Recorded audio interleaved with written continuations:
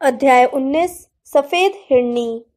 जब हरमाइनी ने आधी रात को पहरेदारी संभाली तब तक बर्फ गिरने लगी थी। उस रात हैरी को बुरे बुरे सपने आए।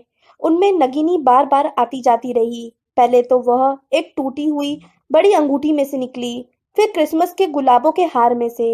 हैरी दहशत में आकर बार बार जगा। उसे लग रहा था कि कोई उसे दूर से आवाज दे रहा है। वह ये कल्पना कर रहा था कि टेंट के फड़फड़ाने की आवाज लोगों या उनके कदमों की आवाजें हैं। अंततः वह अंधेरे में उठ खड़ा हुआ और हरमाइनी के पास पहुंच गया, जो टेंट के प्रवेश द्वार पर बैठकर छड़ी की रोशनी में जादू का इतिहास पुस्तक पढ़ रही थी। बर्फ अब काफी ज्यादा गिर रही थी और हरमाइनी ने राहत के साथ उसके सुझाव को स्वीकार कर लिया कि वे जल्दी से पैकिंग करके कहीं और चले जाएं। कांपती हुई हरमाइनी ने पजामे के ऊपर शर्ट पहनते हुए कहा, हमें किसी ज्यादा सुरक्षित जगह की तलाश करनी चाहिए। मुझे बार बार बाहर लोगों के चलने की आवाजें आ रही थीं। ऐसा भी लगा था जैसे एक दो बार किसी की झलक दिखी हो। हैरी स्वेटर पहनते पहनते रुक गया और टेबल पर रखे खामोश स्थिर मुखबिर यंत्र को देखने लगा। मुझे यकीन है कि यह मेरे मन का वहम रहा होगा, हरमाइनी ने घबराए से स्वर में कहा। अंधेरे में बर्फ के कारण आंखों को अक्सर धोखा हो जाता है, लेकिन शायद हमें अदृश्य चोगे के नीचे अंतर्ध्यान होना चाहिए। अगर कोई आसपास हुआ तो अच्छा रहेगा। आधा घंटे बाद टेंट पैक हो गया। हैरी ने हॉर्क्रक्स पहन लिया और हरमाइनी ने बैग पकड़ लिया। फिर वे अंतर्ध्यान हो गए। दमघोंटू एहसास ने उन्हें जकड़ लिया। हैरी के पैर बर्फ भरी जमीन से दूर हुए और पत्तियों से ढकी हुई जमीन पर तेजी से टकराए। हम कहाँ हैं? हैरी ने आसपास बहुत से पेड़ों को देखते हुए कहा, जब हरमाइनी ने बैग खोला और उसमें से टेंट बाहर निकालने लगी। हम डीन जंगल में हैं, उसने कहा। मैंने एक बार अपने मम्मी डैडी के साथ यहाँ कैंपिंग की थी। यहाँ भी चारों तरफ के पेड़ों पर बर्फ पड़ी थी और बहुत ज्यादा ठंड थी, लेकिन कम से कम वे हवा से सुरक्षित थे।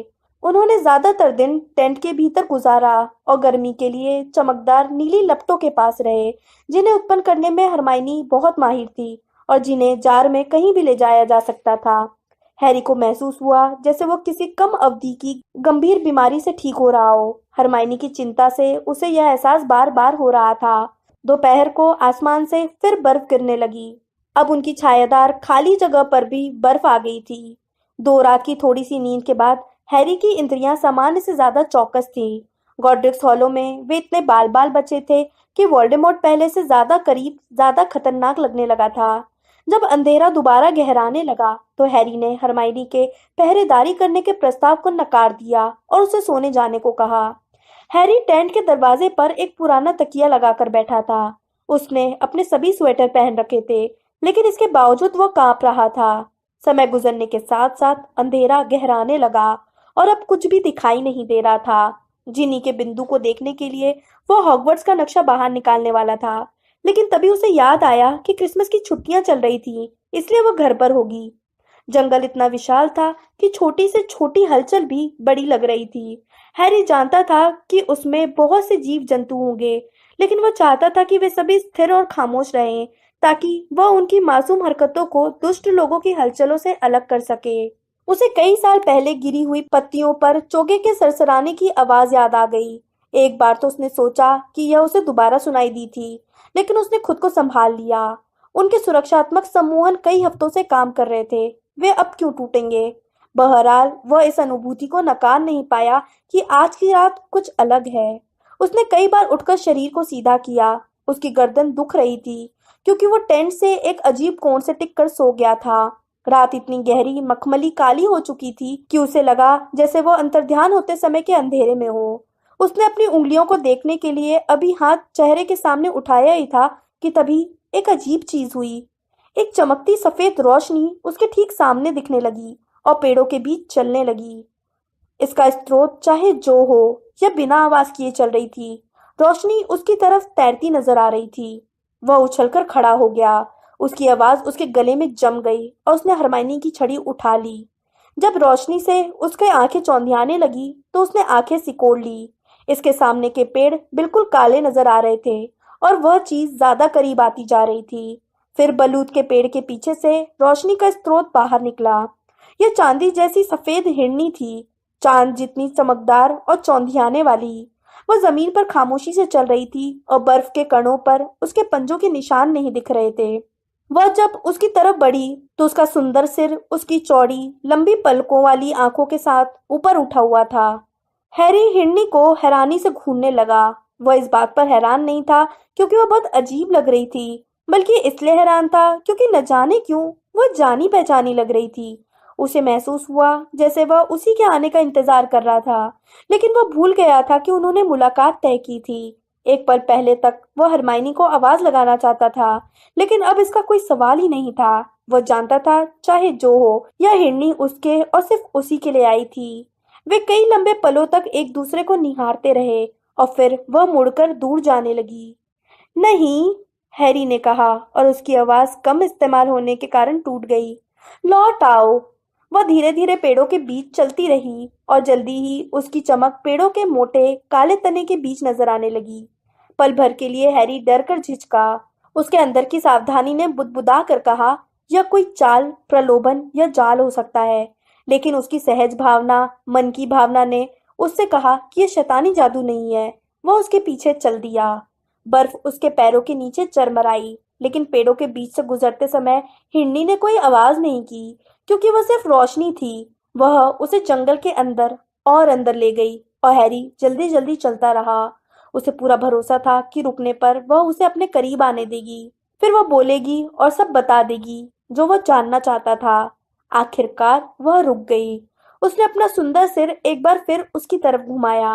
हैरी तेजी से दौड़ने लगा। उसके मन में एक सवाल घुमड़ रहा था, लेकिन जैसे ही उसने इसे पूछने के लिए अपना मुंह खोला, हिरनी गायब हो गई। हालांकि अंधेरे ने उसे पूरी तरह निगल लिया था, लेकिन उसकी चमकती छवि अब भी उसकी आंखों की पुतलियों पर मौजूद थी। इससे उसकी दृष्टि थोड़ी धुंधली हो गई। जब उसने अपनी पलकें झुकाई तो उसे चौंधियाने जैसा एहसास हुआ। अब उसे डर लगने लगा। हिरनी की उपस्थिति में वो खुद को सुरक्षित समझ रहा था। प्रकाशित भव। वह फुसफुसाया और छड़ी की नोक पर रोशनी हो गई। उसकी पलकों के झपकने के साथ हिरनी की छवि धुंधली होती जा रही थी। वह जंगल की आवाजों को सुनने लगा। दूर टहनियां टकरा रही थी और बर्फ गिर रही थी। क्या उस पर हमला होने वाला है? क्या हिरनी उसे ललचाकर यहाँ लाई थी? क्या यह महज उसकी कल्पना थी कि कोई छड़ी की रोशनी में दूर खड़ा खड़ा उसे देख रहा था? उसने अपनी छड़ी ऊंची की। कोई भी उसकी तरफ नहीं दौड़ा। किसी पेड़ के पीछे से हरी रोशनी की कोई चमक नहीं निकली। फिर वह उसे यहाँ क्यों लाई थी? छड़ी की रोशनी में कोई चीज चमकी और हैरी घूमा, लेकिन वहां पर सिर्फ एक छोटा जमा हुआ कुंड था। जब उसने इसे गौर से देखने के लिए छड़ी ज्यादा ऊंची उठाई तो इसकी चटकी हुई काली सतह चमकने लगी। वह थोड़ी सावधानी से आगे बढ़ा और नीचे देखने लगा। बर्फ में उसका प्रतिबिंब दिखा और छड़ी की रोशनी का भी। मोटी सफेद बर्फ के नीचे गहराई में कोई चीज चमक रही थी। एक बड़ा सा चांदी का क्रॉस। उसका दिल उछलकर मुंह तक आ गया। वह कुंड के किनारे घुटनों के बल बैठ गया और अपनी छड़ी तिरछी कर ली ताकि कुंड की तलहटी में ज्यादा से ज्यादा रोशनी पहुंच सके। गहरे लाल रंग की चमक। यह तो तलवार थी जिसकी मूठ के चमकते माणिक थे। गरुड़द्वार की तलवार इस जंगल के कुंड की तलहटी में पड़ी थी। मुश्किल से सांस लेते हुए उसने इसकी तरफ घूरा। क्या यह संभव था? यह जंगल के कुंड में कैसे पड़े रह सकती थी, इस जंगल के इतने करीब जहां वे लोग कैंपिंग कर रहे थे? क्या किसी अनजान जादू ने हरमाइनी को इस जगह तक खींच लिया था, या फिर वह हिरनी जिसे उसने पितृदेव समझा था इस कुंड की संरक्षक थी, या फिर वह तलवार कुंड में उनके आने के बाद रखी गई थी सिर्फ इसलिए क्योंकि वे वहां पर आए थे? अगर ऐसा था तो वह कौन था जो हैरी तक तलवार पहुंचाना चाहता था? एक बार फिर उसने अपनी छड़ी पास के झाड़ पेड़ों की तरफ करके किसी इंसान, किसी आंख की चमक की तलाश की, लेकिन उसे कोई नहीं दिखा। बहरहाल उल्लास के साथ साथ उसे थोड़ा डर भी लगने लगा जब उसने अपना ध्यान उस तलवार की ओर मोड़ा जो जमे हुए कुंड की तलहटी में पड़ी थी। चांदी की तलवार की तरफ छड़ी तान कर वह बुदबुदाया, आगमनो तलवार। वह हिली तक नहीं। उसे इसकी उम्मीद भी नहीं थी। अगर यह काम इतना आसान होता तो तलवार जमे हुए कुंड की गहराई के बजाय जमीन पर पड़ी होती, जहां से वह इसे आसानी से उठा लेता। वह बर्फ पर गोल गोल घूमते हुए सोचने लगा कि आखिरी बार तलवार उसके सामने कैसे प्रकट हुई थी। तो वह भयंकर खतरे में था और उसने मदद मांगी थी। मदद करो, वह बुदबुदाया, लेकिन तलवार हिली तक नहीं और कुंड की तलहटी में ही पड़ी रही। हैरी ने चलते हुए दोबारा खुद से पूछा कि जब उसने तलवार का इस्तेमाल किया था तो डंबलडोर ने उसे क्या बताया था। सिर्फ सच्चा गरुड़द्वार ही तलवार को टोपी से बाहर निकाल सकता है। और सच्चे गरुड़द्वार में कौन से गुण होते हैं? हैरी के दिमाग के भीतर एक धीमी आवाज ने इसका जवाब दे दिया। साहस, हिम्मत और बहादुरी गरुड़द्वार के लोगों को बाकी लोगों से अलग करती है। हैरी ने चलना छोड़ दिया और एक लंबी आह भरी। उसकी गर्म सांस का धुआं जमी हुई हवा में तेजी से बिखर गया। वह जानता था कि उसे क्या करना है। अगर वह खुद के साथ ईमानदार होता तो तलवार को देखते ही समझ जाता कि बात यहाँ तक आने वाली है। उसने एक बार फिर आसपास के पेड़ों को देखा, लेकिन उसे भरोसा हो चुका था कि अब कोई उस पर हमला नहीं करेगा। अगर कोई हमला करना ही चाहता तो उसके पास बहुत से मौके थे। जब वो जंगल में अकेला चल रहा था या कुंड को देख रहा था तो उस पर बड़ी आसानी से हमला किया जा सकता था। इस बिंदु पर देर करने का इकलौता कारण यही था कि आगे का काम बहुत आरामदेह नहीं था। कांपती उंगलियों से हैरी अपने कपड़े उतारने लगा। उसने दुख से सोचा कि जहां तक बहादुरी का सवाल था, आज उसने ऐसा कोई काम नहीं किया था सिवाय इसके कि उसने काम करने के लिए हरमाइनी को आवाज नहीं दी थी। उसके कपड़े उतारते समय कहीं पर एक उल्लू बोला, जिससे उसे हेडविग की याद आ गई। वह अब कांप रहा था और उसके दांत बुरी तरह किटकिटा रहे थे, लेकिन इसके बावजूद वह कपड़े उतारता रहा। आखिरकार वह अपने अंडरवियर में बर्फ पर नंगे पैर खड़ा था। उसने अपनी छड़ी, अपनी मम्मी की चिट्ठी, सीरियस के आईने के टुकड़े और पुरानी सुनहरी गेंद वाले पाउच को अपने कपड़ों के ऊपर रख दिया। इसके बाद उसने हरमाइनी की छड़ी बर्फ की तरफ तानी। विभक्तो खामोशी में गोली चलने जैसे आवाज आई। कुंड की सतह टूट गई और बर्फ के टुकड़े पानी में जा गिरे। हैरी ने देखा कि कुंड गहरा नहीं था, लेकिन तलवार को उठाने के लिए उसे पानी में डुबकी लगानी होगी। उसने सोचा, ठंडे पानी के बारे में सोचने से काम आसान नहीं हो जाएगा या पानी गर्म नहीं हो जाएगा। वह कुंड के किनारे तक आया और हरमाइनी की रोशन छड़ी को जमीन पर रख दिया। फिर यह कल्पना किए बिना कि उसे कितनी ठंड लगेगी या वो कितनी बुरी तरह कांपेगा, उसने छलांग लगा दी। उसके शरीर का रोम रोम विरोध में चीखने लगा। जब वह जमे हुए पानी में कंधे तक डूब गया तो उसके फेफड़ों की हवा जमकर ठोस होने लगी। उसे सांस लेने में मुश्किल हो रही थी। वह इतनी बुरी तरह कांप रहा था कि पानी कुंड के कोनों पर से छिटकने लगा। उसने अपने सुन्न पैरों से तलवार को छूने की कोशिश की। वह सिर्फ एक बार डुबकी लगाना चाहता था। हाफता कांपता हैरी डुबकी लगाने के पल को टालने की कोशिश करता रहा, जब तक कि उसने खुद से यह नहीं कहा कि अब इस काम को कर ही देना चाहिए। फिर उसने पूरी हिम्मत बटोर कर डुबकी लगा दी। ठंड बहुत दर्दनाक थी। इसने आग की तरह उस पर हमला कर दिया था। उसका मस्तिष्क जैसे जम सा गया था। जब वह स्याह पानी को धकाते हुए तलहटी तक पहुंचा और तलवार को टटोलने लगा, उसकी उंगलियां मूठ के चारों ओर कस गई और उसने इसे ऊपर की तरफ खींचा। तभी अचानक कोई चीज उसकी गर्दन पर कस गई। उसने पानी के पौधों के बारे में सोचा। हालांकि डुबकी लगाते समय वो किसी पौधे या बेल से नहीं टकराया था। खुद को छुड़ाने के लिए उसने अपना खाली हाथ उठाया। कसने वाली चीज पौधा नहीं बल्कि हॉर्क्रक्स की चेन थी, जो अब उसकी सांस की नली को दबा रही थी। हैरी ने जोर से पैर चलाए और सतह पर पहुंचने की कोशिश की, लेकिन वह सिर्फ कुंड के पथरीले सिरे तक ही पहुंच पाया।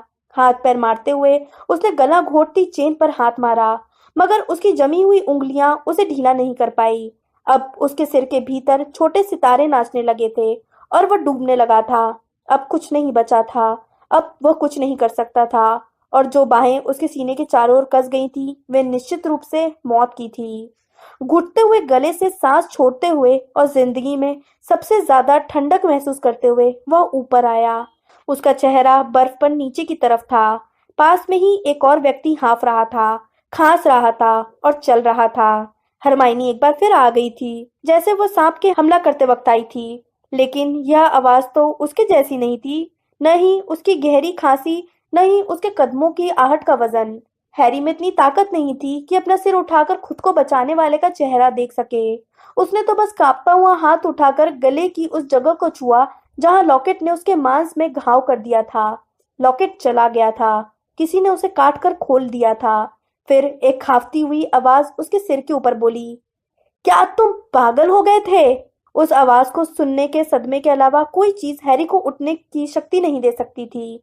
बुरी तरह कांपते हुए वो अपने पैरों पर खड़ा हुआ। उसके सामने रॉन खड़ा था, जिसने पूरे कपड़े पहन रखे थे, लेकिन वह बुरी तरह गीला था। उसके बाल उसके चेहरे पर चिपक गए थे। गरुड़द्वार की तलवार उसके एक हाथ में थी और टूटी चेन से लटकता हॉर्क्रक्स दूसरे हाथ में था। आखिर तुमने? रॉन ने हाँफते हुए हॉर्क्रक्स को उठाया, जो अपनी छोटी चेन में आगे पीछे झूल रहा था। गोता लगाने से पहले इसे उतार क्यों नहीं दिया? हैरी ने जवाब नहीं दिया। रॉन के दोबारा आने की तुलना में चांदी जैसी हिरनी का आना कुछ भी नहीं था। वो इस बात पर यकीन नहीं कर पाया।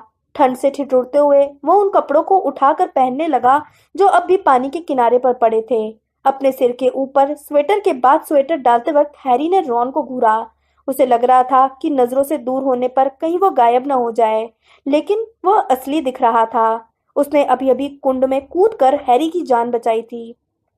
यह तो तुम थे, हैरी ने आखिरकार कहा। उसके दांत बज रहे थे और गला दबने के कारण उसकी आवाज़ सामान्य से ज्यादा धीमी थी। हाँ, रॉन ने कहा, जो थोड़ी दुविधा में दिख रहा था। तो तुमने वो हिरनी भेजी थी? क्या? नहीं, जाहिर है नहीं।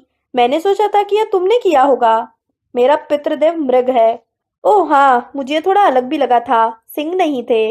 हैरी ने हैग्रिड के पाउच को दोबारा अपनी गर्दन में लटकाया, आखिरी स्वेटर पहना, झुककर हरमाइनी की छड़ी उठाई और एक बार फिर रॉन की तरफ चेहरा घुमाया। तुम यहाँ कैसे आ गए? स्पष्ट रूप से रॉन को उम्मीद थी कि अगर ये सवाल पूछा भी गया तो बाद में पूछा जाएगा। देखो, मैं तुम जानते हो मैं लौट आया हूँ। अगर उसने अपना गला साफ किया, अगर तुम अब भी मेरा साथ चाहते हो। पल भर खामोशी छाई रही, जिसमें रॉन के जाने का विषय उनके बीच दीवार की तरह उठता हुआ लगा। बहरहाल वह यहाँ आ गया था। वह लौट आया था। उसने अभी अभी हैरी की जान बचाई थी। रॉन ने अपने हाथों की तरफ देखा। पल भर के लिए वह हैरान नजर आया कि वह अपने हाथ में कौन सी चीज पकड़े था। ओह हाँ, मैंने इसे बाहर निकाल लिया, उसने अनावश्यक रूप से कहा और हैरी के सामने तलवार को ऊपर उठाया। तुम इसलिए कूदे थे, है ना? हाँ, हैरी ने कहा, लेकिन मैं समझ नहीं पाया तुम यहाँ कैसे आ गए। तुमने हमें कैसे ढूंढ लिया? लंबी कहानी है, रॉन ने कहा। मैं घंटों से तुम्हारी तलाश कर रहा था। यह काफी बड़ा जंगल है ना? मैं सोचने लगा था कि किसी पेड़ के नीचे बैठकर सुबह होने का इंतजार करता हूँ।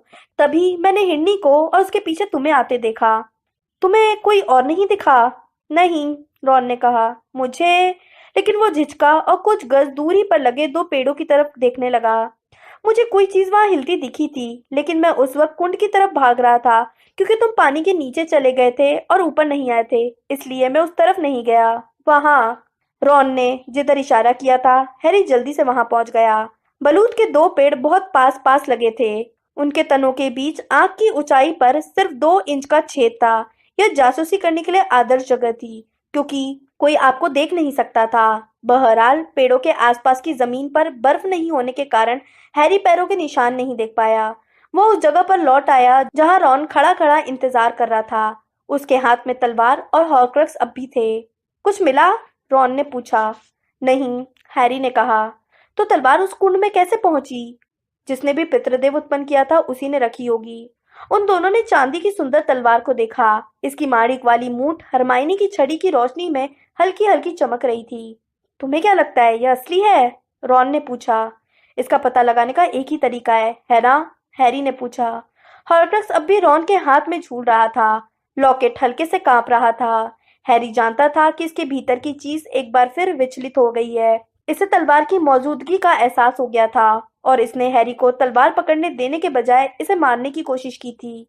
यह लंबी बातचीत का वक्त नहीं था। यह तो लॉकेट को हमेशा हमेशा के लिए नष्ट करने का वक्त था। हैरी ने हरमाइनी की छड़ी ऊंची उठाकर चारों तरफ देखा। उसे गूलर के पेड़ के नीचे एक समतल सी चट्टान दिखी। यहाँ आओ, उसने आगे चलते हुए कहा।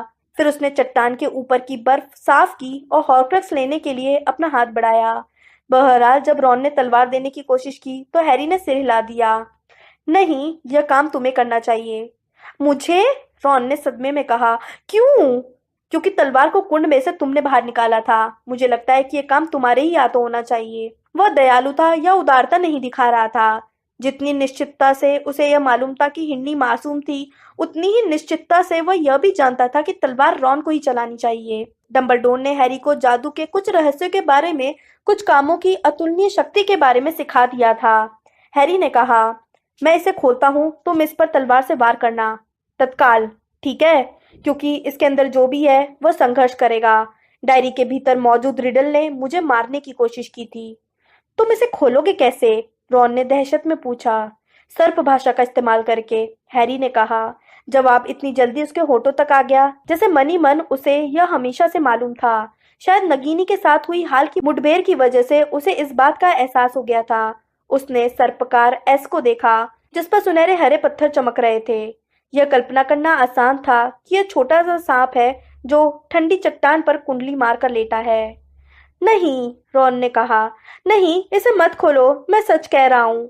क्यों नहीं? हैरी ने कहा। चलो हम इस कमबख्त चीज से छुटकारा पा लेते हैं, महीनों हो चुके हैं। मैं नहीं कर सकता हैरी, मैं सच कह रहा हूँ, यह काम तुम करो। लेकिन क्यों?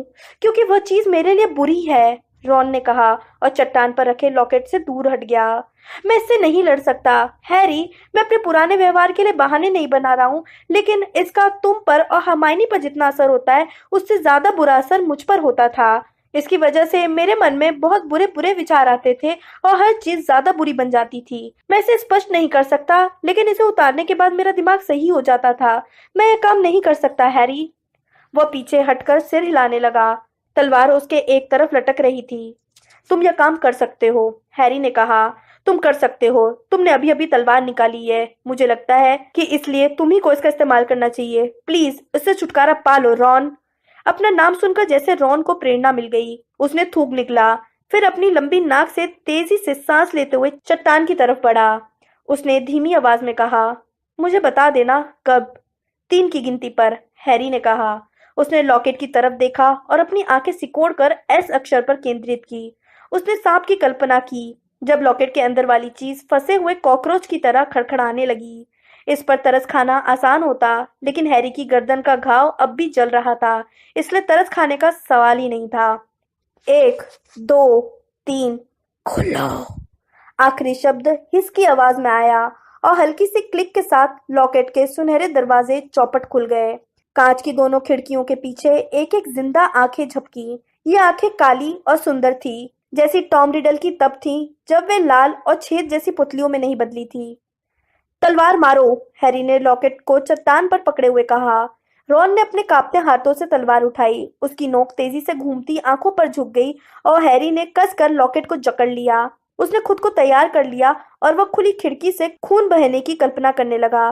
तभी हॉर्क्रक्स में से हिस की एक आवाज आई, मैंने तुम्हारा दिल देख लिया है और अब यह मेरा है। उसकी बात मत सुनो, हैरी ने रूखेपन से कहा। तलवार से वार करो। मैंने तुम्हारे सपने देख लिए हैं रोनाल्ड वीजली, और तुम्हारे डर भी। तुम जो चाहते हो यह संभव है, लेकिन तुम जिससे डरते हो वह भी संभव है। मारो, हैरी चिल्लाया। उसकी आवाज पास के पेड़ों से टकरा कर गूंजी। तलवार की नोक कांपी और रॉन ने रिडल की आंख में देखा। माँ का प्यार हमेशा सबसे कम मिला जिसे बेटी की हसरत थी। उस लड़की का प्यार भी सबसे कम मिला जो तुम्हारे दोस्त को ज्यादा पसंद करती है। हमेशा दूसरे नंबर पर रहे हो, हमेशा किसी से पीछे रहे हो। रॉन, फौरन वार करो, हैरी गरजा। वो महसूस कर सकता था कि लॉकेट उसकी पकड़ में कांप रहा था और उसे डर था कि इसके अगले शब्द क्या होंगे। रॉन ने तलवार ऊपर उठाई और ऐसा करते समय रिडल की लाल आंखें चमकी। लॉकेट के 2 खिड़कियों में से दोनों आंखों से 2 अजीब से बुलबुले फूल कर बाहर निकले। हैरी और हरमाइनी के विकृत से सिर। उन आकृतियों को लॉकेट से निकलते देखकर रॉन सदमे में चीखा और पीछे हट गया। पहले तो लॉकेट से आकृतियां के सीने निकले, फिर कमर, फिर पैर, जब तक कि वे लॉकेट से एक ही जड़ वाले 2 पेड़ों की तरह पास पास खड़े नहीं हो गए। ये आकृतियां रॉन और असली हैरी के ऊपर लहरा रही थी, जिसने अपनी उंगलियां लॉकेट से दूर कर ली थी क्योंकि वो अचानक दहकने लगा था। रॉन, वो चिल्लाया, लेकिन रिडल हैरी अब वोल्डेमॉर्ट की आवाज में बोल रहा था और रॉन मंत्रमुग्ध होकर उसके चेहरे को निहार रहा था। तुम क्यों लौटे? हम तुम्हारे बगैर ज्यादा अच्छे थे, तुम्हारे बगैर ज्यादा खुश थे। तुम्हारे जाने से हम बहुत प्रसन्न थे। हम तुम्हारी मूर्खता और तुम्हारी कायरता, तुम्हारी हिकारत पर हंसे थे। हिमाकत, रिडल हरमाइनी बोली, जो असली हरमाइनी से ज्यादा सुंदर लेकिन भयंकर भी दिख रही थी। वह रॉन के सामने हंसते हुए लहराई, जो दहशत में दिख रहा था, और तलवार उसके बगल में लटक रही थी। जब हैरी पॉटर पास में हो तो तुम्हारी तरफ कोई देख कैसे सकता है? तुम्हारी तरफ कौन देखेगा? चुनिंदा जादूगर की तुलना में तुमने आखिर किया ही क्या है? वह लड़का जो जिंदा बच गया की तुलना में तुम हो ही क्या? रॉन, उस पर तलवार भोंक दो, तलवार भोंक दो, हैरी चिल्लाया, लेकिन रॉन हिला तक नहीं। उसकी आंखें फैली हुई थी और उनमें रिडल हैरी तथा रिडल हरमाइनी के प्रतिबिंब दिखाई दे रहे थे। उनके बाल लपटों की तरह घुमड़ रहे थे। उनकी आंखें लाल चमक रही थी। उनकी आवाजें किसी दुष्ट युगल गीत की तरह ऊंचे सुर में उठ रही थी। रिडल हैरी ने व्यंग से कहा, जबकि रिडल हरमाइनी सुनकर मुस्कुराई। तुम्हारी माँ ने कहा था कि वे अपने बेटे के रूप में मुझे ज्यादा पसंद करती। उन्हें बेटे बदलकर खुशी होती। उसे कौन ज्यादा पसंद नहीं करेगा? कौन सी औरत तुम्हें चाहेगी? तुम कुछ नहीं हो उसकी तुलना में, तुम कुछ भी नहीं हो, कुछ भी नहीं। रिडल हरमाइनी ने गुनगुनाते हुए कहा। फिर वो सांप की तरह रिडल हैरी के चारों तरफ लिपट गई और उसे कसकर आलिंगन से बांध लिया। उनके होंठ मिल गए। रॉन का चेहरा दर्द से भर गया। उसने कांपते हाथों से तलवार ऊंची उठाई। मारो रॉन! हैरी चिल्लाया। रॉन ने उसकी तरफ देखा और हैरी को उसकी आंखों में लाली नजर आई। रॉन! तलवार चमकी और जमकर पड़ी। हैरी तेजी से दूर हट गया। तलवार के धातु से टकराने की आवाज आई और एक लंबी चीख निकली। हैरी बर्फ में फिसलते हुए घूमकर मुड़ा। उसने रक्षा करने के लिए छड़ी तैयार रखी थी, लेकिन वहां लड़ने के लिए कुछ था ही नहीं। उसके और हरमाइनी के राक्षसी संस्करण जा चुके थे। वहां सिर्फ रॉन था, जो हाथ में तलवार पकड़े था और समतल चट्टान पर पड़े लॉकेट के टूटे अवशेष को देख रहा था। धीरे धीरे हैरी उसके पास आया। वो समझ नहीं पा रहा था कि क्या कहे, क्या करे। रॉन गहरी सांसें ले रहा था। उसकी आंखें अब लाल नहीं बल्कि सामान्य नीली थी। वे गीली भी थीं। हैरी ने ऐसा जताया जैसे उसने यह देखा ही नहीं हो। उसने झुककर टूटे हुए हॉर्क्रक्स को उठा लिया। रॉन ने दोनों खिड़कियों के कांच को भेद दिया था। रिडल की आंखें गायब हो चुकी थी और लॉकेट की धब्बेदार रेशमी किनारी से हल्का हल्का धुआं निकल रहा था। हॉर्क्रक्स के अंदर की जिंदा चीज अब गायब हो चुकी थी। रॉन को सताना इसका आखिरी काम था। रॉन के हाथ से तलवार छूट गई। वह सिर को हाथ में पकड़कर घुटनों के बल बैठ गया। वह कांप रहा था, लेकिन हैरी समझ गया कि ऐसा ठंड के कारण नहीं था। हैरी ने टूटे हुए लॉकेट को अपनी जेब में रख लिया और रॉन के पास झुककर धीरे से उसके कंधों पर हाथ रख दिया। उसने इसे अच्छी निशानी समझी कि रॉन ने हाथ नहीं हटाया। तुम्हारे जाने के बाद, उसने धीमी आवाज में कहा, और इस बात के लिए कृतज्ञ हुआ कि रॉन का चेहरा छिपा हुआ था। वह हफ्ते भर तक रोती रही, शायद उससे भी ज्यादा समय तक, लेकिन वह नहीं चाहती थी कि मुझे पता चले। ज्यादातर रातों को हमने बात तक नहीं की तुम्हारे जाने के बाद। उसने अपना वाक्य पूरा नहीं किया। रॉन के दोबारा आने के बाद ही हैरी को पूरा एहसास हुआ कि उसके न रहने की उन्होंने कितनी कीमत चुकाई थी। वह मेरे बहन जैसी है, हैरी ने आगे कहा। मैं उसे बहन की तरह चाहता हूँ और मुझे लगता है कि वह भी मेरे बारे में ऐसा ही सोचती है। यह हमेशा ऐसा ही था। मुझे लगता है कि तुम यह जानते हो। रॉन ने प्रतिक्रिया नहीं की, लेकिन अपना चेहरा हैरी से दूर घुमा लिया और आवाज करते हुए अपनी आस्तीन पर नाक पोंछी। हैरी दोबारा उठकर खड़ा हो गया और कुछ गज दूर चलकर रॉन के बड़े बैग के पास पहुंचा, जिसे पटककर वह हैरी को डूबने से बचाने के लिए कुंड की तरफ भागा था। उसने इसे अपनी पीठ पर लाद लिया और वापस रॉन के पास पहुंचा। हैरी के आते समय रॉन उठकर खड़ा हो गया। उसकी आंखें अब लाल थीं, लेकिन सिर्फ इसे छोड़कर वह सामान्य नजर आ रहा था। मुझे अफसोस है, उसने भारी आवाज में कहा। मुझे अफसोस है कि मैं चला गया था। मैं जानता हूँ कि मैं एक एक उसने अंधेरे में चारों तरफ घूम कर देखा, जैसे उम्मीद कर रहा हो कि कोई पर्याप्त बुरा शब्द उड़ कर आ जाएगा और उसका वाक्य पूरा कर देगा। तुमने आज रात को एक तरह से उसकी भरपाई कर दी है, हैरी ने कहा, तलवार निकालकर, हॉर्क्रक्स नष्ट कर कर, मेरी जान बचाकर। इससे मैं बहादुर लगता हूँ, असलियत से ज्यादा, रॉन बुदबुदाया। इस तरह की चीज हमेशा असलियत से ज्यादा बहादुरी भरी लगती है, हैरी ने कहा। मैं बरसों से तुम्हें यही समझाने की कोशिश कर रहा हूँ। वे एक साथ आगे बढ़े और गले लग गए। हैरी ने रॉन के जैकेट के गीले पिछले हिस्से को पकड़ लिया। और अब, हैरी ने कहा जब वे दोनों अलग हुए, हमें दोबारा टेंट खोजना है। लेकिन यह मुश्किल नहीं था। जंगल के अंधेरे में हिरनी के साथ चलना लंबा लग रहा था, जबकि रॉन के साथ लौटते समय यात्रा में आश्चर्यजनक रूप से बहुत कम समय लगा। हैरी हरमाइनी को जगाने के लिए बेताब था और बढ़ते रोमांच के साथ टेंट में दाखिल हुआ। रॉन थोड़ा पीछे रह गया। कुंड और जंगल की ठंडक के बाद अंदर का माहौल काफी गर्म लग रहा था। अंदर फर्श पर एक प्याले में नीली लपटों की रोशनी थी। हरमाइनी कंबलों के नीचे गहरी नींद में सोई थी और तब तक नहीं हिली जब तक हैरी ने उसका नाम कई बार नहीं पुकारा। हरमाइनी! वह हिली, फिर जल्दी से उठकर बैठ गई और अपने चेहरे से बाल हटाने लगी। क्या गड़बड़ हो गई? हैरी, तुम ठीक तो हो? ठीक हूँ? मैं ठीक हूँ, ठीक से भी बहुत ज्यादा अच्छा हूँ। मैं बहुत बढ़िया हूँ। कोई आया है? तुम्हारा क्या मतलब है? कौन? उसने रॉन को देखा, जो वहां तलवार थामे खड़ा था और उधड़ते कालीन पर पानी टपका रहा था। हैरी एक अंधेरे कोने में पीछे हट गया। उसने रॉन का बैग नीचे रखा और कैनवास में ओझल होने की कोशिश करने लगा। हरमाइनी अपनी बर्थ से फिसलकर उतरी और किसी नींद में चलने वाले की तरह रॉन की तरफ बढ़ी। उसकी नजरें रॉन के पीले चेहरे पर जमी थी। वो उसके ठीक सामने जाकर रुकी। उसके होंठ थोड़े खुले थे और आंखें फैली हुई थी। रॉन ने एक कमजोर, हताशा भरी मुस्कान दी और अपनी बाहें आधी ऊंचाई तक उठाई। हरमाइनी ने उस पर छलांग लगा दी और उसके पूरे शरीर पर मुक्के मारने लगी। आउच! आओ! दूर हटो! यह क्या? हरमाइनी! ओए! तुम बेवकूफ रोनाल्ड वीजली! उसने हर शब्द के साथ एक मुक्का मारा। हरमाइनी के आगे बढ़ते समय रॉन पीछे हट गया और अपना सिर बचाने लगा। तुम यहाँ हफ्तों बाद लौट रहे हो? ओह, मेरी छड़ी कहाँ है? वह इस तरह दिख रही थी जैसे इसे हैरी के हाथ से छीनने को तैयार हो। हैरी ने सहज भाव से प्रतिक्रिया की। रक्षा कवच! रॉन और हरमाइनी के बीच अदृश्य दीवार बन गई। इसकी शक्ति से वह फर्श पर पीछे की तरफ गिर पड़ी। अपने मुंह से बालों पर फूंक मारते हुए वह दोबारा उछलकर खड़ी हो गई। हरमाइनी! हैरी ने कहा। शांत!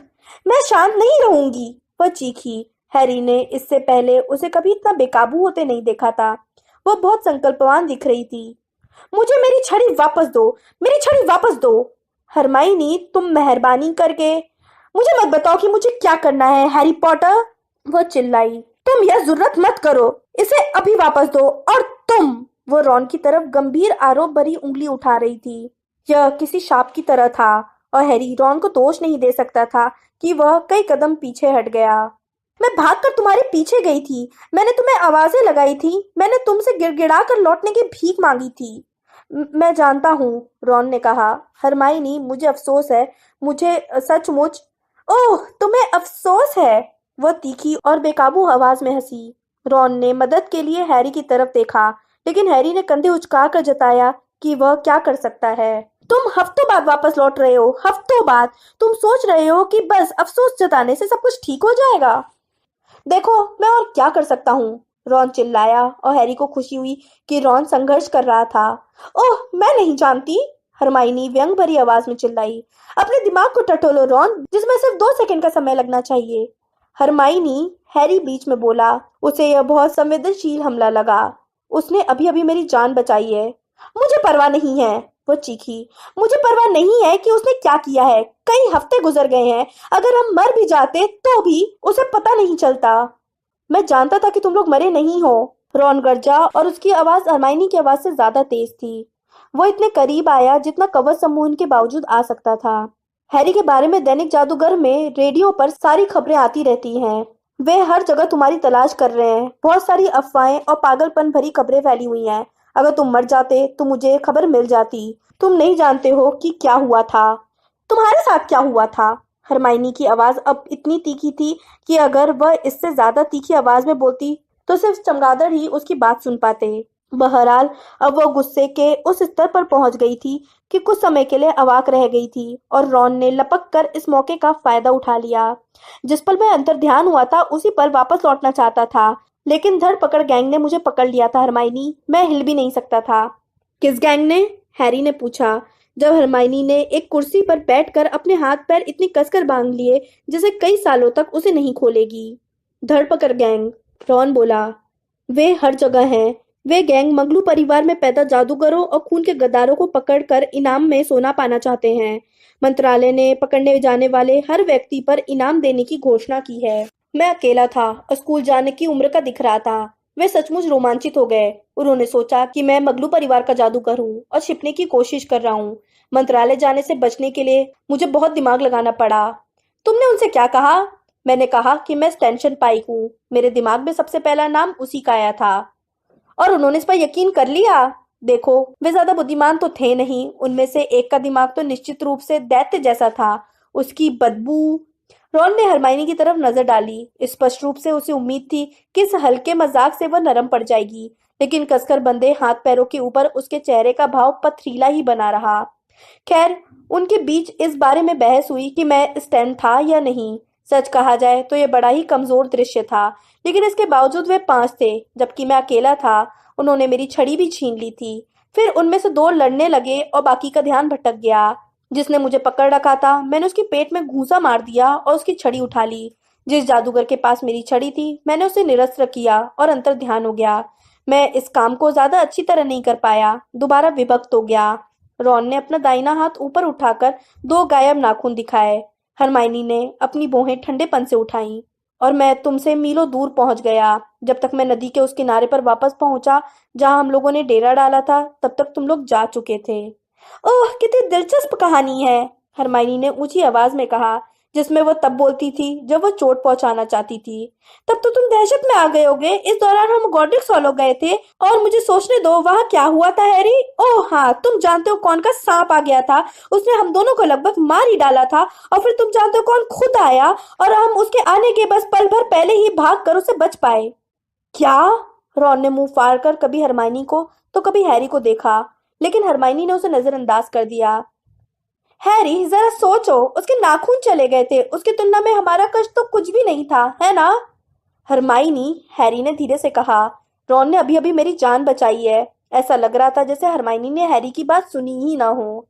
वैसे मैं एक बात जानना चाहूंगी, हरमाइनी ने अपनी आंखें रॉन के सिर के 1 फुट ऊपर जमाते हुए कहा। तुमने आज रात हमें कैसे खोजा?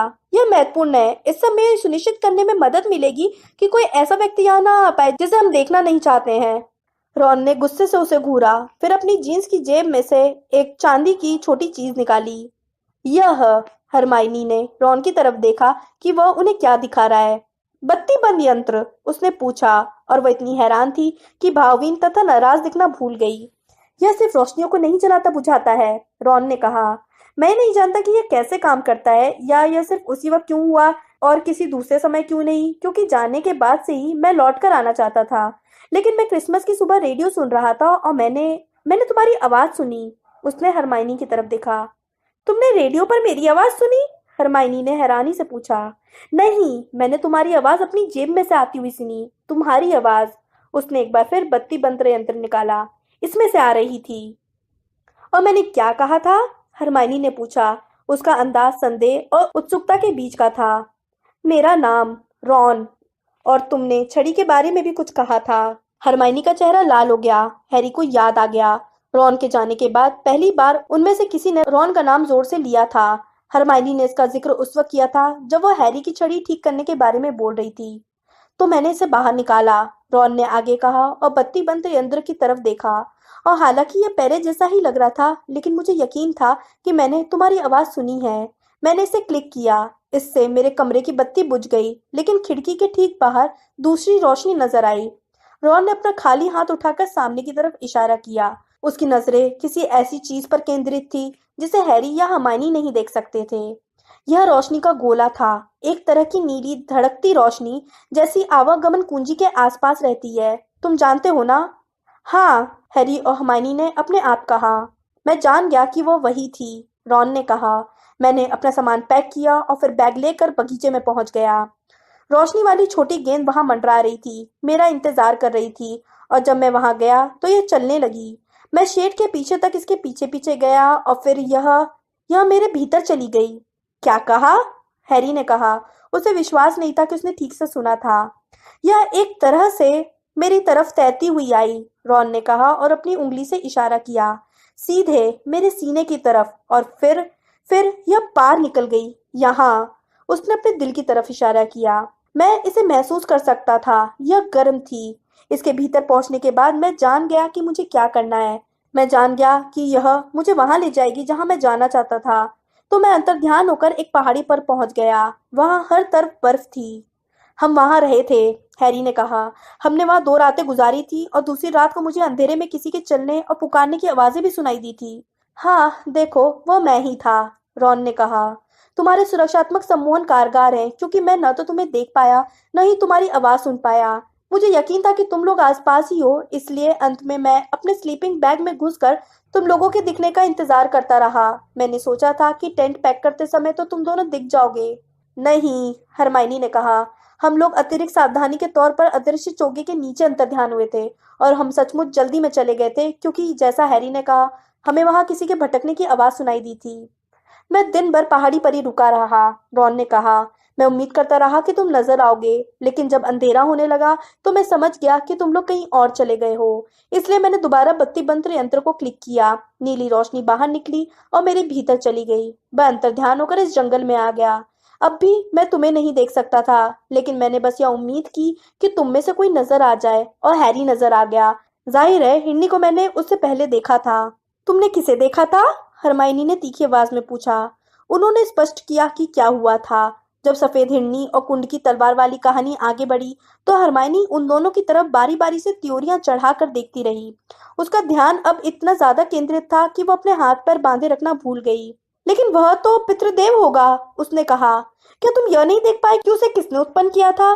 क्या तुम्हें कोई नहीं दिखा? और हिरनी तुम्हें तलवार तक ले गई? मुझे भरोसा नहीं हो रहा है। फिर क्या हुआ? रॉन ने स्पष्ट किया कि किस तरह उसने हैरी को कुंड में छलांग लगाते देखा और उसके दोबारा सतह पर लौटने का इंतजार करने लगा।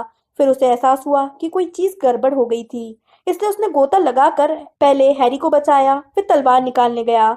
लॉकेट को खोलने तक की बात बताने के बाद वह झिझका और हैरी ने आगे कहा, और रॉन ने तलवार से उस पर वार कर दिया।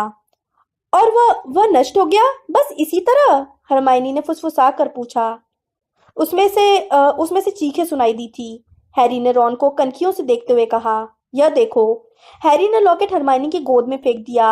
हरमाइनी ने उसे सावधानी से उठाकर उसकी खिड़कियों के छेदों की जांच की। हैरी ने फैसला किया कि अब आखिरकार यह करना सुरक्षित था। उसने हरमाइनी की छड़ी लहराकर कवच समोन हटा दिया और रॉन की ओर मुड़ा। तुमने अभी अभी कहा था कि तुमने धरपकड़ गैंग से एक अतिरिक्त छड़ी छीन ली थी, क्या? रॉन ने कहा, जो अभी हरमाइनी को लॉकेट की जांच करते हुए देख रहा था। ओ ओ हाँ। उसने अपने बैग का एक कुंदा खोलकर उसकी जेब से एक छोटी गहरे रंग की छड़ी बाहर निकाली। यह लो, मैंने सोचा था कि अतिरिक्त छड़ी पास में रहना अच्छा रहेगा। तुमने सही सोचा था, हैरी ने अपना हाथ बढ़ाते हुए कहा। मेरी छड़ी टूट गई है। तुम मजाक कर रहे हो, रॉन ने कहा। लेकिन उसी पल हरमाइनी उठकर खड़ी हो गई, जिससे वो दोबारा दहशत में दिखने लगा। हरमाइनी ने नष्ट हॉर्क्रक्स को अपने बैग में डाल लिया और फिर अपनी बर्थ पर चढ़कर चुपचाप लेट गई। रॉन ने हैरी को नई छड़ी दे दी। हैरी बुदबुदाया, मुझे लगता है इससे अच्छी चीज की तो मैं कभी कल्पना भी नहीं कर सकता था। हाँ, रॉन ने कहा, इससे भी ज्यादा बुरा हो सकता था। उन पक्षियों को भूल गए जो उसने मुझ पर छोड़े थे? मैंने अब भी वो इरादा नहीं छोड़ा है। कंबलों के नीचे से हरमाइनी की दबी हुई आवाज आई, लेकिन हैरी ने देखा कि अपने बैग से मैरून पजामा निकालते समय रॉन हल्के से मुस्कुरा रहा था।